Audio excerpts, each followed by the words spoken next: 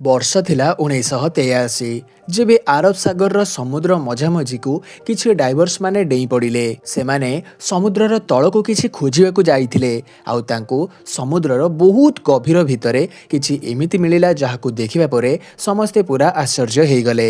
ସେମାନେ ଦେଖିବାକୁ ପାଇଲେ କି ସମୁଦ୍ର ଭିତରେ ଗୋଟେ ବିଶାଳ ନଗରୀ, ଯେମିତିକି ଗୋଟେ ଅର୍ବାନ ସିଟି ସମୁଦ୍ର ଭିତରେ ଲୁଚିକି ରହିଛି, ଯୋଉଠି ବଡ଼ ବଡ଼ ମହଲ, ବଡ଼ ବଡ଼ କାନ୍ଥ ଆଉ ସେହି କାନ୍ଥରେ ସବୁ ବିଭିନ୍ନ ପ୍ରକାରର ଡିଜାଇନ ହେଇଛି।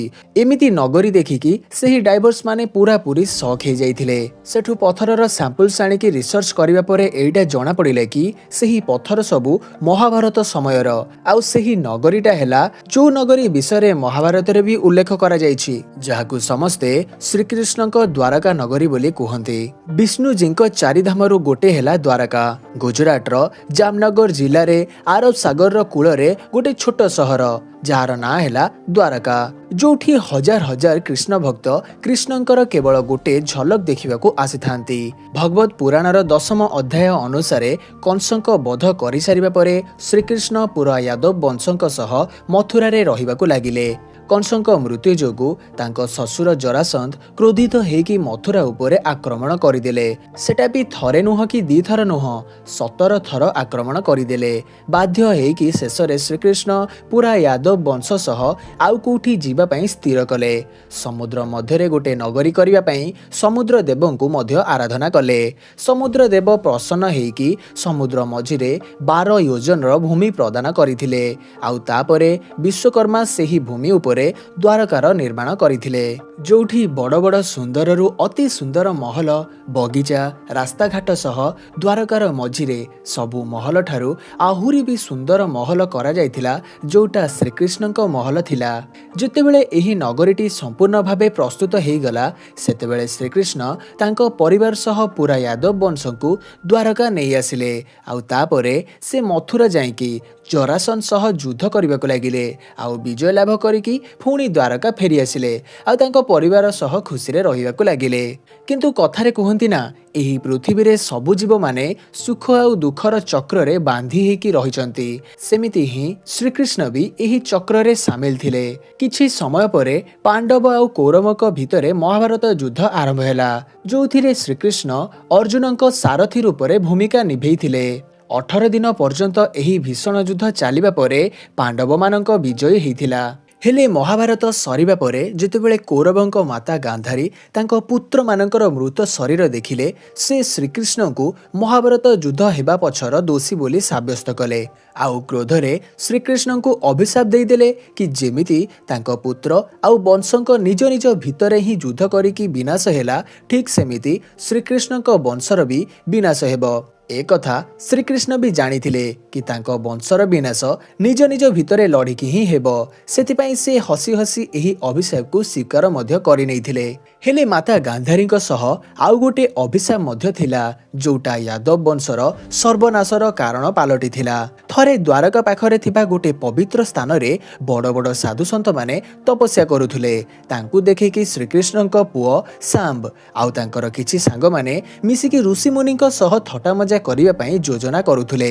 ସେଠୁ ଶାମ୍ବ ଜଣେ ଗର୍ଭବତୀ ସ୍ତ୍ରୀ ଲୋକଙ୍କ ବେଶ ଧାରଣ କରି ଋଷିମୁନିଙ୍କ ସାମ୍ନାରେ ପହଞ୍ଚିଲା, ଆଉ ତାଙ୍କୁ ନିଜର ହେବାକୁ ଯାଉଥିବା ପିଲାର ବିଷୟରେ ପଚାରିଲା।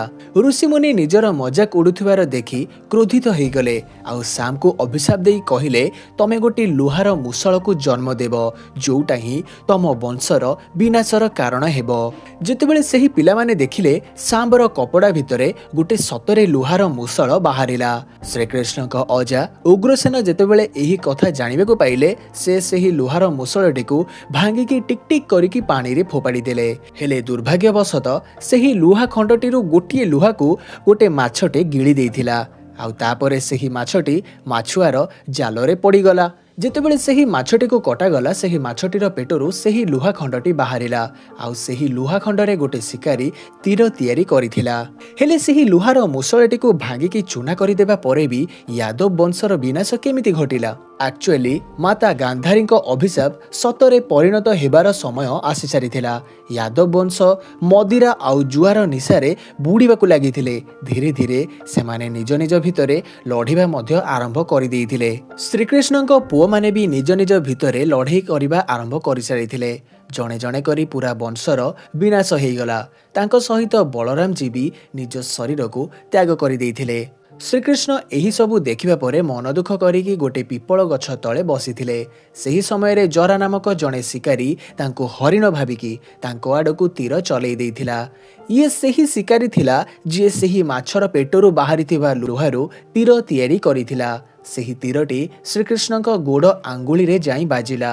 ଆଉ ଏମିତି ହିଁ ଶ୍ରୀକୃଷ୍ଣ ତାଙ୍କ ଶରୀର ତ୍ୟାଗ କରିଦେଲେ।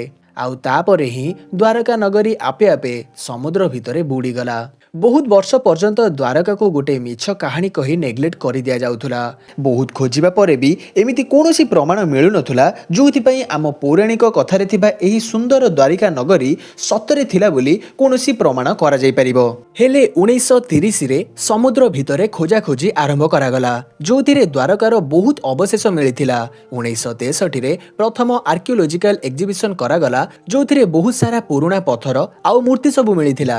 ତାପରେ ପୁଣି 1983ରୁ 1990 ମଧ୍ୟରେ ଜଣେ under water archaeologist doctor SR Rao ଆଉ ତାଙ୍କ ଟିମ୍ ଏହି ମିଶନକୁ ପୂରା କରିବା ପାଇଁ ଆଗକୁ ଆସିଲେ। ଆଉ ପାଣି ଭିତରେ ବହୁ ଦିନ ପର୍ଯ୍ୟନ୍ତ ଖୋଜାଖୋଜି କରିବା ପରେ ଫାଇନାଲି ପାଣି ଭିତରେ ଗୋଟେ ଅଦ୍ଭୁତ ନଗରୀର ଅବଶେଷ ମିଳିଥିଲା, ଯେଉଁଥିରେ ସେହି ନଗରୀର ମଜବୁତ ପଥର, କାନ୍ଥ, ତା ସହିତ ବହୁତ ସାରା ଡିଜାଇନ ମୂର୍ତ୍ତି ଆହୁରି ବି ବହୁତ କିଛି ମିଳିଥିଲା। ହେଲେ ଏବେ ବି ଏହି କଥାର ପ୍ରମାଣ କେମିତି କରାଯାଇଥାନ୍ତା କି ସମୁଦ୍ରର ଏତେ ଭିତରେ ଯେଉଁ ନଗରୀଟି ମିଳିଛି ସେଇଟା ଆକ୍ଚୁଆଲିରେ ଶ୍ରୀକୃଷ୍ଣଙ୍କର ଦ୍ୱାରକା ବୋଲି? ଏହି କଥାକୁ ପ୍ରମାଣ କରିବା ପାଇଁ ସେହି ସବୁ ପଥରର କାର୍ବନ ଡେଟିଂ କରାଗଲା। କାର୍ବନ ଡେଟିଂ ଗୋଟେ ଏମିତି ପ୍ରୋସେସ ହେଇଥାଏ ଯାହାଦ୍ୱାରା ଏଇଟା ଜଣାପଡ଼ିଥାଏ କି ପଥରମାନଙ୍କର ରିଏଲ ଏଜ୍ ଆକ୍ଚୁଆଲିରେ କେତେ। ଡକ୍ଟର ନରହରି ଆଚାର ମହାଭାରତରେ ମେନସନ ଥିବା ଗ୍ରହମାନଙ୍କର ସ୍ଥିତି ଆଉ ଆଷ୍ଟ୍ରଏଡ୍ ମାନଙ୍କର ତଥ୍ୟରୁ ଏଇଟା ଜାଣିବାକୁ ପାଇଲେ କି ମହାଭାରତ ଯୁଦ୍ଧ 3126 BCEରେ ହେଇଥିଲା। ମହାଭାରତ ହିସାବରେ ଦ୍ୱାରକାର ନିର୍ମାଣ ବି ଦ୍ୱାପର ଯୁଗରେ ହିଁ ହେଇଥିଲା। ଆଉ ସେହି ପଥରର କାର୍ବନ ଡେଟିଂ ବାହାର କରିବା ପରେ ଏଇଟା ଜଣାପଡ଼ିଲେ କି ଏହି ପଥରର ଏଜ୍ ବି ମହାଭାରତ ସମୟରୁ ବହୁତ ପାଖାପାଖି। ଆହୁରି ଷ୍ଟ୍ରଙ୍ଗ ଏଭିଡେନ୍ସ ପାଇବା ପାଇଁ ସେହି ସମୁଦ୍ର ଭିତରେ ପାଇଥିବା ନଗରୀର ଏରିଆକୁ ମପାଗଲା। ହେଲେ ତମେ ଜାଣିକି ଆଶ୍ଚର୍ଯ୍ୟ ହେବ, ସେହି ନଗରୀର ଏରିଆ ଥିଲା 12 ୟୋଜନ, ମାନେ କି ଯୋଉଟା ଭଗବତ ପୁରାଣ ହିସାବରେ ସେହି ଏରିଆର ମାପ ଥିଲା ଯୋଉଟା ଶ୍ରୀକୃଷ୍ଣଙ୍କୁ ଦ୍ୱାରକାର ନିର୍ମାଣ ପାଇଁ ସମୁଦ୍ର ଦେବ ପ୍ରଦାନ କରିଥିଲେ। ଫଣ୍ଡସର କମି ପାଇଁ ଏହି ମିଶନକୁ ଏଇଠି ହିଁ ବନ୍ଦ କରିଦିଆଯାଇଥିଲା। କିନ୍ତୁ 2007ରେ ଆର୍କିଓଲୋଜିକାଲ ଇଣ୍ଡିଆ ପୁଣି ଥରେ ଏହି ମିଶନକୁ ଆରମ୍ଭ କଲେ, ଯୋଉଟା ଆଜି ବି କଣ୍ଟିନ୍ୟୁ କରାଯାଉଛି। କ'ଣ ଆପଣ ସମୁଦ୍ର ଭିତରେ ମିଳିଥିବା ଏହି ଦ୍ୱାରକା ବିଷୟରେ ଆଗରୁ ଜାଣିଥିଲେ? ହଁ କି ନା କମେଣ୍ଟ ସେକ୍ସନରେ ନିଶ୍ଚୟ ଜଣାଅ।